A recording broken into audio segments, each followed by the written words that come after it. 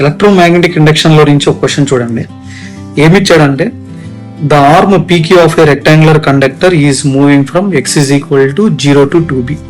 So ఇది ఒక arm, ఇది 0 నుంచి 2b వరకు మూవ్ అవుతుందని మెన్షన్ చేశాడు outwards, and then inwards from 2b to 0, మళ్ళీ రివర్స్ లో కూడా వచ్చిందని మెన్షన్ చేశాడు, రైట్. అయితే a uniform magnetic field perpendicular to the plane is acting from x is equal to 0 to b. Magnetic field మాత్రము 0 నుంచి b వరకు మాత్రమే ఎక్స్టెండ్ అయి ఉంది అని అన్నాడు క్వశ్చన్ లో వాడు. ఓకేనా, ఏమి అంటే ఇది మాత్రమే ఉంటది x is equal to 0 to b అంటే, రైట్. ఇప్పుడు మనం ఏం కనుక్కోవాలని అంటే గ్రాఫ్స్ డ్రా చేయమన్నాడు. ఎవరెవరికి అంటే ఫ్లక్స్ కి, డిస్టెన్స్ కి, ఇండ్యూస్డ్ ఈఎంఎఫ్ కి మరియు డిస్టెన్స్ కి, పవర్ కి, డిస్టెన్స్ కి, ముగ్గురికి గ్రాఫ్ డ్రా చేయమన్నాడు. ఫస్ట్ ఫ్లక్స్ గురించి వస్తాను. ఫ్లక్స్ కి, డిస్టెన్స్ కి. సార్ ఫ్లక్స్ ఫార్ములా ఏమంటే φ is equal to BA cos θ, ఇక్కడ θ 0 కాబట్టి cos 0 1 అవుతుంది, రైట్. ఫస్ట్ PQ కండక్టర్ 0 నుంచి Bకి వచ్చేటప్పటికి ఏమవుతుందంటే ఈ లెంత్ పెరుగుతుంది.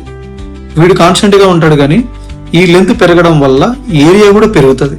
సో ఏరియా ఇంక్రీజ్ అయితే ఫ్లక్స్ కూడా ఏమవుతుంది, ఇంక్రీజ్ అవుతుంది. బి కాన్స్టెంట్ కాబట్టి, ఓకేనా. సో ఏరియా పెరిగితే ఫ్లక్స్ కూడా పెరుగుతుంది. దాన్ని ఎట్లా డ్రా చేయాలంటే ఈ డైరెక్షన్ లో డ్రా చేయాలి. Here flux increases, right. Next తర్వాత ఏమైంది, కండక్టర్ బి వరకు వచ్చేంత వరకు ఏరియా ఇంక్రీజ్ అయింది. సార్ బి నుంచి 2bకి వచ్చింది. ఇప్పుడు ఏమైందంటే ఈ లూప్ యొక్క ఏరియా మాత్రమే పెరిగింది కానీ area to which the magnetic field extended అంటే మీ ఎంత ఏరియా మ్యాగ్నెటిక్ ఫీల్డ్ ఉందో అంతే ఉంటది, వాడు ఏం పెరిగిండడు. ఓకేనా, అంటే అర్థమేమి ఏరియా మళ్ళీ కాన్స్టెంట్ గా ఉన్నట్టు లెక్క, లూప్ ది కాదు ఇక్కడ కావాల్సిండేది. ఎంత ఏరియాలో మ్యాగ్నెటిక్ ఫీల్డ్ ఎక్స్టెండ్ అయి ఉంది అక్కడ వరకే, ఇక్కడ వరకే ఉంది కాబట్టి ఏరియా కాన్స్టెంట్ గానే ఉంటుంది. సరే ఏరియా కాన్స్టెంట్ అయితే బి ఎలాగో కాన్స్టెంట్, ఓకేనా. రెండు కాన్స్టెంట్లు అయితే ఫ్లక్స్ కూడా ఏమవుతుంది అంటే కాన్స్టెంట్ అవుతుంది. So flux is constant from B to 2b. దీని తర్వాత మళ్ళీ ఈ కండక్టర్ 2b నుంచి బికి రిటర్న్ వచ్చింది. మళ్ళీ ఏమైంది, ఏరియా మళ్ళీ కాన్స్టెంట్ గానే ఉంది. ఓకేనా, అంటే ఏమి ఏరియా కాన్స్టెంట్, బి కాన్స్టెంట్ అయితే ఫ్లక్స్ కూడా ఏమవుతుంది, కాన్స్టెంట్ అవుతుంది. మళ్ళీ స్ట్రైట్ లైన్ డ్రా చేయాలి. ఆఫ్టర్ బి నుంచి మళ్ళీ రివర్స్ 0కి వస్తే సరే ఈ కండక్టర్ మళ్ళీ రిటర్న్ వస్తుంది. ఇలా వచ్చే కొద్ది ఏమవుతుంది అంటే ఏరియా వాల్యూ డిక్రీజ్ అవుతూ వస్తుంది, ఎందుకంటే ఈ డిస్టెన్స్ తగ్గుతూ ఉంటుంది కాబట్టి. ఏరియా డిక్రీజ్ అయితే ఫ్లక్స్ కూడా ఏమవుతుంది, రెడ్యూస్ అవుతుంది. అండ్ ఫైనల్ గా ఈ కండక్టర్ ఈ ప్లేస్ కి వచ్చేపాటికి లెంత్ 0 అయిపోతుంది, అప్పుడు ఏరియా కూడా 0 అయిపోతుంది.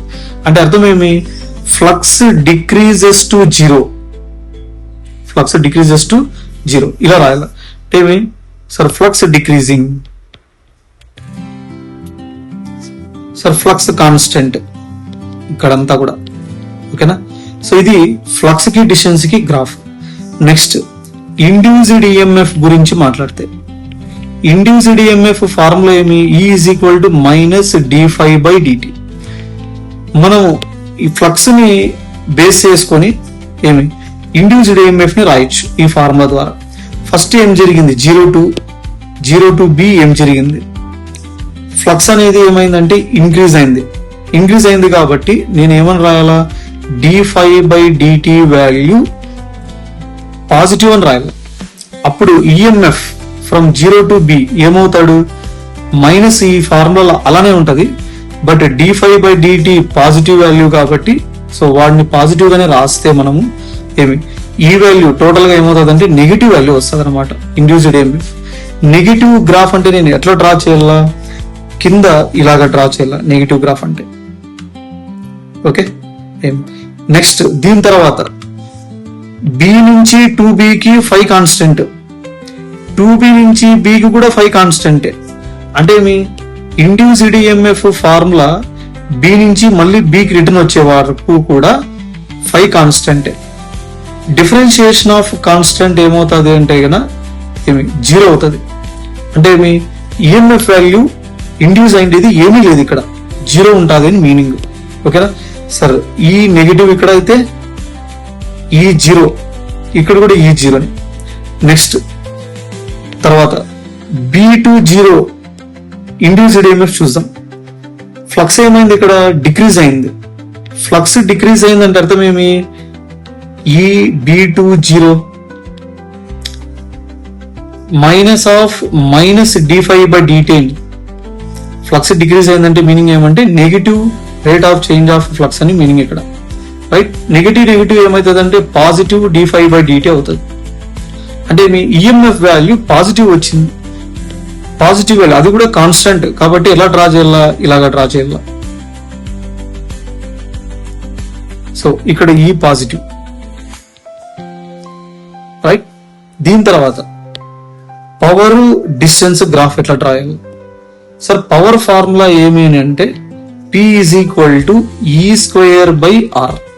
ఆర్ అంటే అర్థం ఏమంటే ఈ కండక్టర్ యొక్క రెసిస్టెన్స్, వాడు కాన్స్టెంట్ గా ఉంటాడు కండక్టర్ మారనంత వరకు, కాబట్టి స్పీడ్ కాన్స్టెంట్ అవుతాడు. ఇక్కడ ఈ వాల్యూని బేస్ చేసుకొని మనం పవర్ రాయాలి. ఇక్కడ ఎలాగంటే సార్, ఫస్ట్ 0 నుంచి Bకి ఈ వాల్యూ నెగిటివ్, ఈ వాల్యూ నెగిటివ్ అయినప్పటికీ కూడా స్క్వేర్ చేస్తే ఏమైతుంది, పాజిటివ్ అవుతుంది.